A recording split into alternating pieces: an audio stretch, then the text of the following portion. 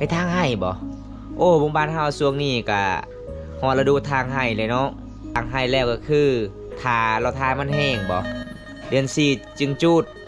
เดือน5จึงสักเข้าให้สีญาอีกแล้วทางไหนนี่อาหารหลักของสาวโทมื้อนี้เด้อทุกคนถ้าบ่ได้อยากก็มาได้เด้อกินได้บ่เบิ่งนี่ทุกคนนั่งวัวบักแข็งๆนึงโอ้ยเห็นแล้วก็แขวสิหักเลยเนาะตำมักเผ็ดเฮ็ดแจวนี่เพิ่นต้องจี้ต้องเฝ้ามักเผ็ดก่อนทุกคนสูตรสาวลาวเคชนบทนี่แบบสูตรรุ่นปู่ย่าตายายตะกี้ทุกคนเจ้ากะปะบ่ได้เด้อทุกคนเลยหักเนาะสูตรเจ้าตำมักเผ็ดเนาะ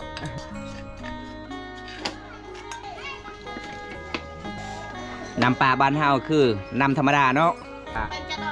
เอาน้ำล้างมือเด้อทุกคนสาวลาวคิดนี่เขาใหญ่ใจใหญ่เนาะ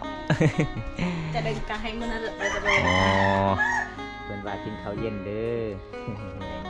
บ่ได้นึ่งข้าวบ่หากมาแต่ให้เนาะมาเด้อกินข้าวนำกันเด้อแต่หันยังเนาะมันกัดตะเกงนั่งงัวบ่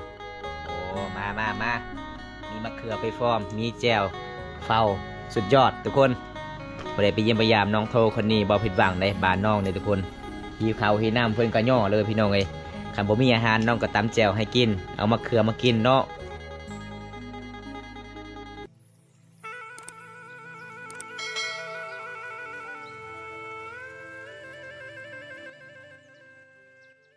สบายดีสาวโทโดยสบายดีมื้อนี้อาบน้ำที่เวียนเนาะมื้อนี้เนาะ เจ้าเฮ็ดหยังน้องฮะจะมีอาหารหยังนี่นะ มีสินงัวบ่โอ้น้องเพิ่นมีสินงัวเลยทุกคนเลย สาวลาวบ้านแกงอะลองสาวสวยบ้านป่าสุดยอดลายพี่น้องวันนี้มาเยี่ยมมายามน้องคือเก่าเด้เจ้าสิแต่งโตเจ้าสิไปใส่ยามแรงๆนี่เข้าเมืองจะเข้าเมืองไปเอาหยังอยู่ในเมืองไปเอาซินโอ้แสดงว่าน้องซื้อซินในเมืองว่าแม่นว่าน้องสิเอาผัวหรอบ่คือน้องว่าสิเกียมซินบ่ซินแบบเฮาสั่งแล้วก็ขายต่ออ๋อขายต่อบ่อ๋ออันนี้คือสาวโททุกคนเพิ่นหาเงินหาคำมาเป็นเพิ่นก็เลยสั่งเครื่องในออนไลน์เพิ่นก็ขายต่อได้กำไร 10,000 กิกคือซื้อบัตรเต็มเงินโอ้ซื้อบัตรเต็มเงินเส้นหาผู้บ่าวเพิ่นว่าเด้อทุกคน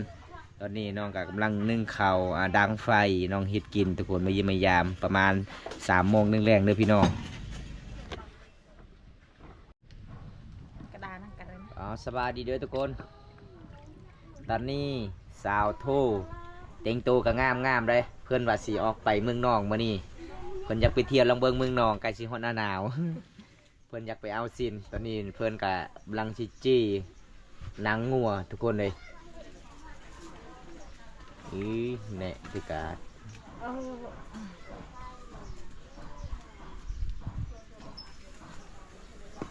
ดัดตาเนี่ยเลย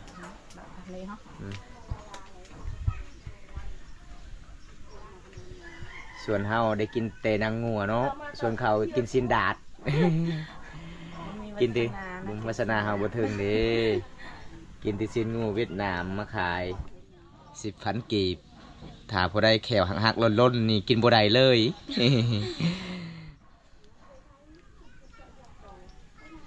พอได้อยากกินอาหารมาบ้านสาวโทเด้อทุกคน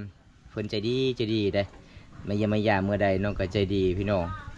เจ้าหังกามาติใส่น้องอาบน้ำตอนเช้าๆเคยไปหาเจ้าไปเห็นเจ้าไปใส่ทางให้ไปทางให้บ่โอ้บุงบ้านเฮาช่วงนี้ก็ฮอดฤดูทางให้เลยเนาะหลังจากทางให้แล้วก็คือทาเราทามันแห้งบ่เดือน4จึงจูดเดือน5จึงสักเข้าให้สีญาอีกแล้วทางให้สีญา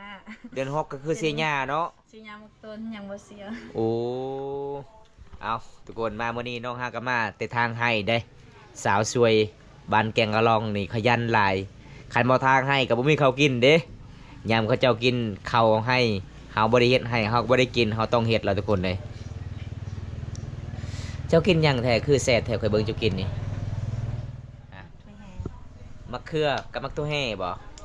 โอ้มื้อนั้นน้องว่ามักตัวแห่มักแห่ คอยจะตุกใจเด้อทุกคน สบายดีเอฟซีเด้อเธอหนึ่งเนี่ยเอฟซี สบายดีเด้อ นี่สบายดีเด้อเพิ่นว่า ตอนนี้น้องกำลังดังไฟเฮ็ดกิน มีนางงัวน้องมากินได้ นางแซ่บๆถ้าพอได้เคี้ยวรสนี่กินบ่ได้เลย มาเมื่อนี้บอมตาก็ดีใจน้ำน้องหลายหน้าของน้องก็ดีขึ้นเลยทุกคนมาตอนแรกๆก็คือ ออกตุ่มหลายเต็มหนาเลย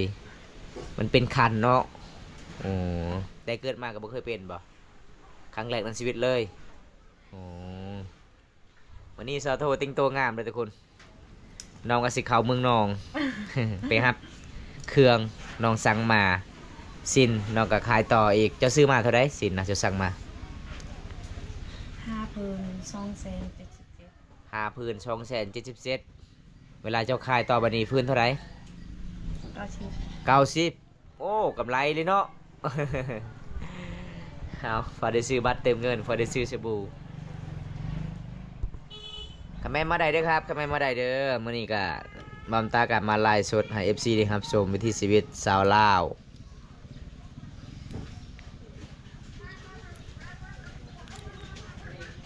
เบิ่งน้องกินนี่แซ่บแท้เลยน้องตำแจ่วหยังน้องใส่ มา ฮะ จะหมดแดง ใส่มดแดงคิงแล้วก็มักพริกโอ้แซ่บเนาะโอ้มีปลาแดกก็แซ่บปิ้งนัวเกลือบริใส่เลย ใส่ โอ้คิดแบบบริใส่ทุกคน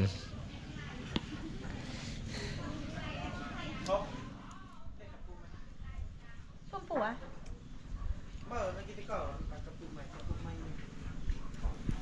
เบียกระปุกเลยกระปุกอีเมกา ฮะ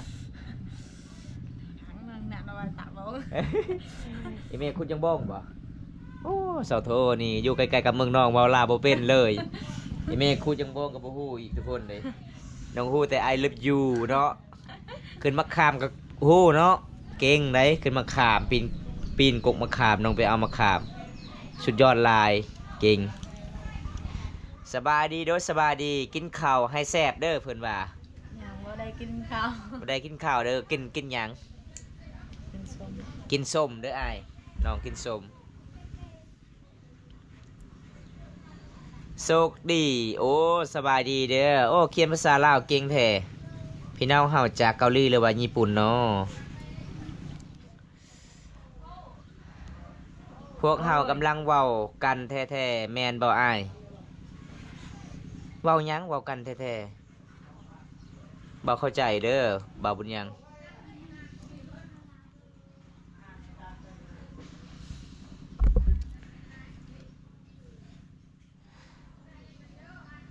สบายดีเด้อสบายดีเด้อพี่น้อง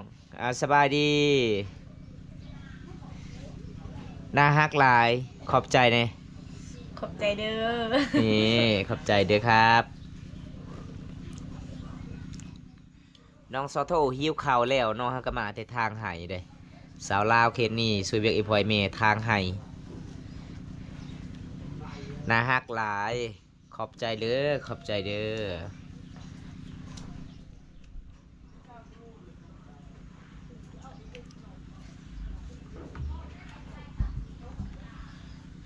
โดยเพิ่นว่าขอบใจละลายเป็นจะได้สัญญาณบ่ค่อยดีพี่น้องเอ้ยขอโทษขอไฟลายสัญญาณลุดขึ้นดีๆโดนแล้วบ่ได้ไล่สดให้ FC นี่ครับชมบรรยากาศยามแลง4โมงน้องก็สิเข้าเมืองบอมตาก็สิกลับบ้านตอนนี้2โมง45นาทีแล้วสบายดีสาวโท โดยสบายดี นี่สบายดีเด้อเพิ่นว่าบ่สบายปานใดเนาะมื้อนี้อยากกินสมแฮง หิวข้าวแล้วเพิ่นว่า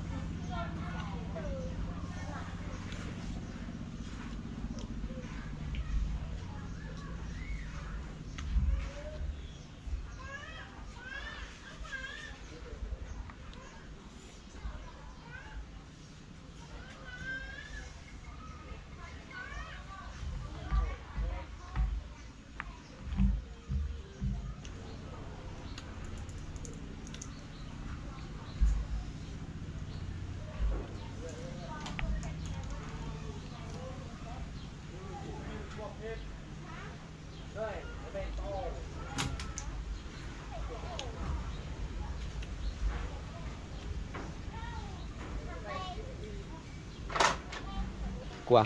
าแต่เอานี่ละเขตชนบทบ้านเฮาเด้อทุกคนเลยบ่มีอาหารก็คือซื้อซีนงัวในตลาด เละลูกหนูดอก บ่แม่นซีนงัวนั่งงัวเนาะ บ่มีอาหารซื้อนั่งงัวมากินเอายัง จุ่มเดียวไป นี่เด้นี่อาหารหลักของสาวโทมื้อนี้เด้อทุกคนถ้าบ่ได้อยากก็มาได้เด้อกินได้บ่เบิ่งนี่ทุกคนนั่งวัวบักแข็งๆหนึง บ่มีอาหารบ่มีเงินจักซื้ออยู่ในเมืองทุกคนเลยสบายดีทานบุญตาจากสวนเขตประเทศไทยโอ้สบายดีเด้อพี่น้องเฮาจากประเทศไทยบ่มีอาหารก็เลยซื้อให้สาวโทนั่งวัวทุกคนบอมตับบ่มีเงินหลาย น้องว่าบ่มีอาหารจะกินเนาะก็มาแต่ทางให้น้องบ่มีเงินจักซื้อกับข้าวกินก็เลยซื้อให้น้องนั่งวัว4แยกห่วงลงกล้องเดินยนต์สวรรณเขตโอ้โดยอ้าย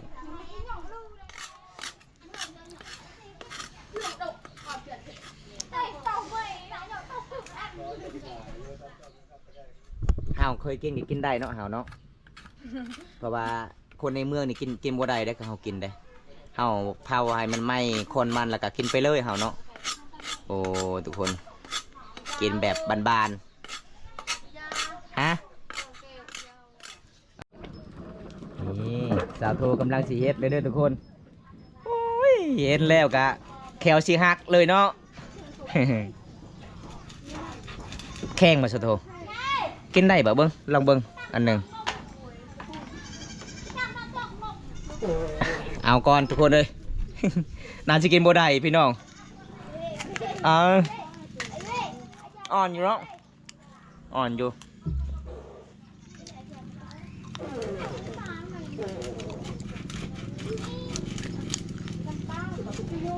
อยู่ประเทศไทยพวกเฮาเลือกนายกรัฐมนตรีโอ้โดยขอบใจหลายๆเด้อมืออื่นแมนวันที่8แมนวันที่8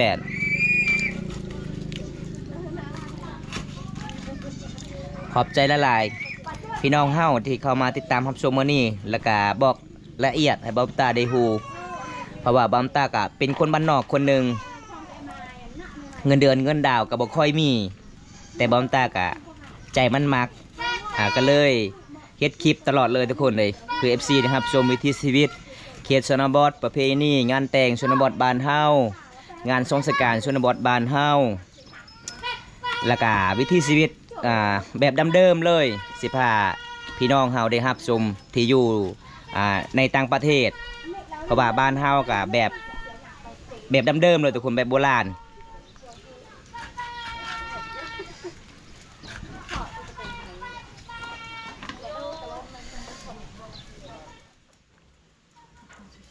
ตามันเลย ไหนเนิมเลยป้า สอนน่ะ เนิมสวย กาดเจอจริง รักใช่ปะ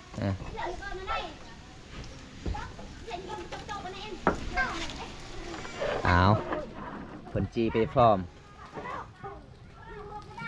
เพิ่นเฮ็ดไปพร้อมเลยพี่น้องสุดยอดเลยอาหารโซโทมื้อนี้เด้อทุกคน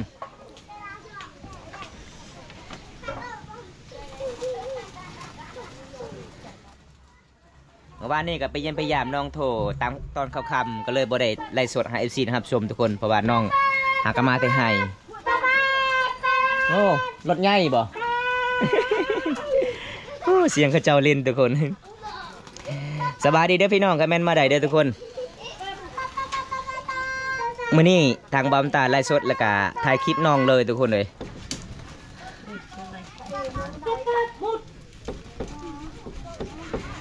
เงินเดือนของอยู่ประเทศไทยแม่น 30,000 บาทโอ้โดย 30,000 บาทก็ตกประมาณ10 ปลายกว่าล้านหรือว่า20 ล้านเนาะเงินลาวเนาะบอมตาได้เงิน YouTube มา2 เดือนกะได้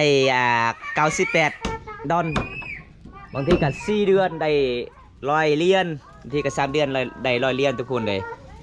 เงินค่าน้ำมันกับบ่มีเลยแต่ใจมันมักก็เลยเลิกบ่ได้เพราะว่าบอมตาเฮ็ดคลิปนี่ก็คือปะเวียกปะงานบ่ได้เฮ็ดเวียกเลย คันเฮ็ดเวียกก็คือบอมตาก็บ่ได้คลิปให้ FC ได้ครับชมทุกคน ก็เลยสู้ๆใจมันมากถ้าที่เลิกเฮ็ดคลิปก็คือคิดฮอด FC ทุกคนสปอร์ตมาโดยตลอด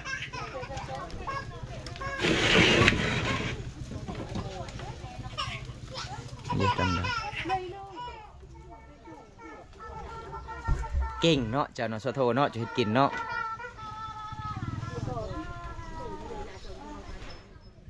อร่อยละกันเนี่ยนั่นแหละ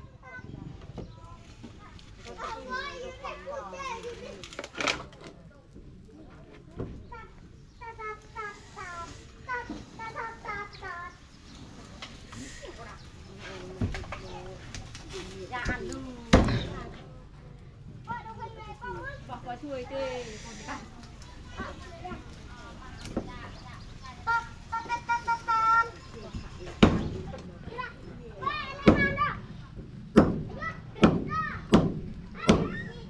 บางคนบ่ฮู้นี่ว่าเจ้าเฮ็ดชีนนี่เนาะ บ่จักว่าได้นั่งงัวทุกคนเลยนั่งงัวบักแข้งๆนึง โยนน่ะลูก โต้ยเลยสบายดีลุงทองบ้านทุ่งสบายดีเด้อสบายดีพี่น้องเฮาทุกคนเด้อนี่ ยาวตับ ซอยสังเล็ก เหล่ ตามพูดเมื่อกี้ละเต้เนี่ย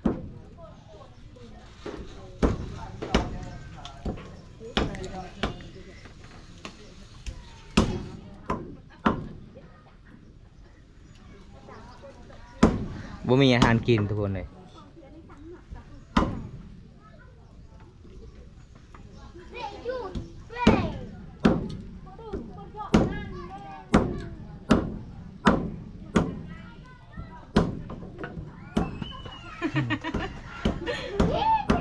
เรียบ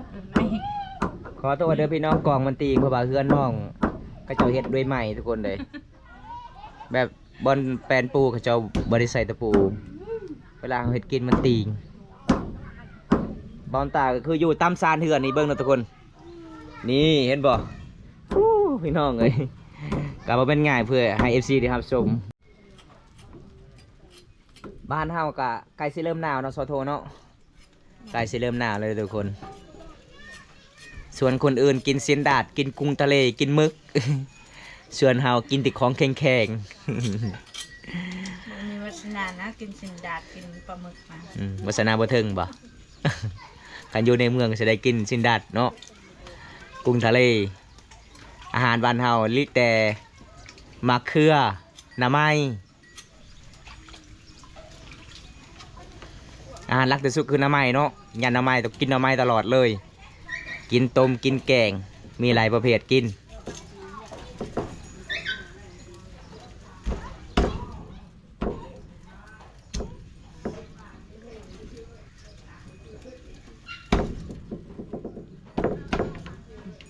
cái này đơn đấy là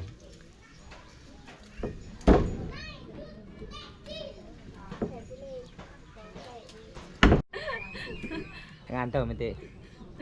ให้เบิ่มในงานให้เบิ่มเหรอมาแต่กระเจี๊ยบ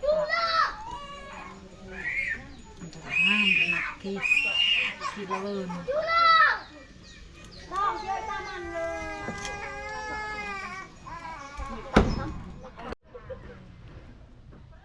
เอา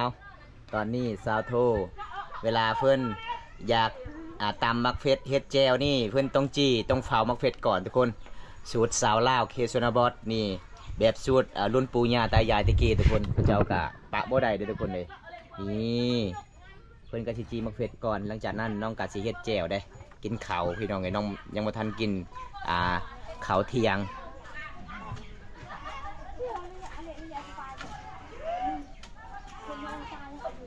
นี่ไปแล้ว อาหารสะโทไปแล้วเอาเบิ้งอาหารเบิ้งทุกคนนางวัวมันสิกินได้บ่ทุกคนแต่เฮากะกินได้เด้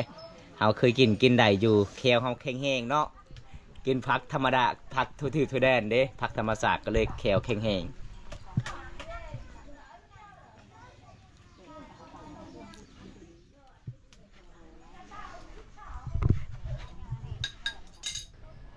นางบุญตามาซาแล้วโอ้สบายดีเด้ออ้ายเอาตอนนี้น้องเพื่อนกายสีตามมักเฟสเด้อทุกคนไปเนาะจบพามักเฟสเนาะ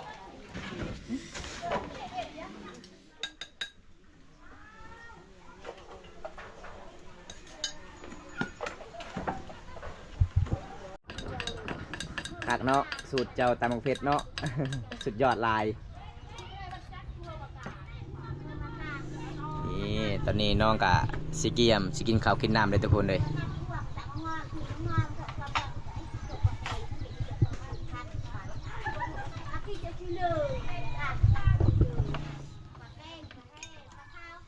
คนงามปานนี่ขยันมากๆเลย ขยันมัดคำสีเบาได้ทุกคน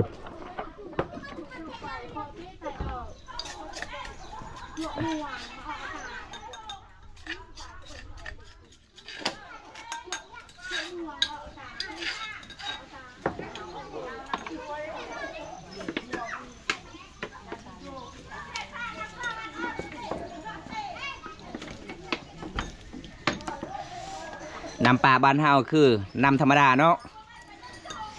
ยิงสาวคนนั้นน่าหักขอบใจเด้อน่าหักหลาย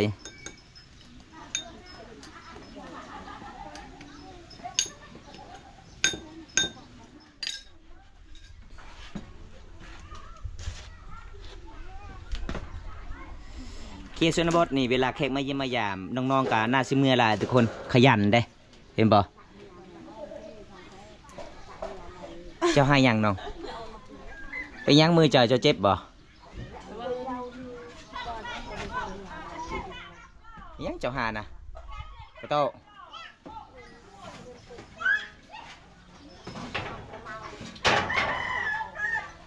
ต่อไม่จวดเหรอ โอ้กระโตก็ต้องใส่กระโตที่น้องมักใส่ทุกคนโตกระโตเลยนี่เห็นบ่ไอ้ยังกระโบทึกเบิดเพื่อนมักกระโตย่างใส่กระโตน้อยๆเนาะเอาตอนนี้น้องกะสีกินข้าวกินน้ำเลยเด้อทุกคนเห็นบ่เขียดสาวลาวชนบทแบบนี้หลายๆคนนี่พี่น้องใจดีเลยหลายๆคนเลยเวลาน้องยอพอเข้านี่น้องกะ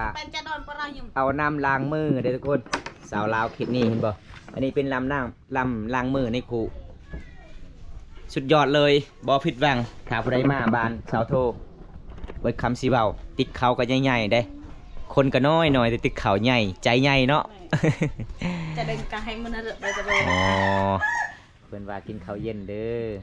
บ่ได้นึ่งข้าว บ่ได้นึ่งข้าวบ่หากมาแต่ไฮเนาะFC ในเด้อสาวโท มาเด้อกินข้าวนำกันเด้อ ได้อาหารยังเนาะมันกัดตะเก่ง นั่งงัวบ่โอ้มามีมะเขือไปฟอร์มมีแจวเฝ้าสุดยอดทุกคนบ่ได้ไปเยี่ยมพยายามน้องโทคนนี้บ่ผิดหวังในบ้านน้องในทุกคนหิวข้าวหิวน้ำเพิ่นก็ย่อเลยพี่น้องเอ้ยคันบ่มีอาหารน้องก็ตำแจวให้กินเอามะเขือมากินเนาะกินได้บ่โอ้เบิ่ง นั่งงวงกวบๆเลย แซ่บหลายทุกคนเห็นน้องกินมาเด้อพี่น้องกินน้ำกันเด้อทุกคนเด้อมาเด้อทุกคนกินข้าวน้ำกันเด้อ ตาเลยนะจะยักน้ำจะอัดน้ำยังไง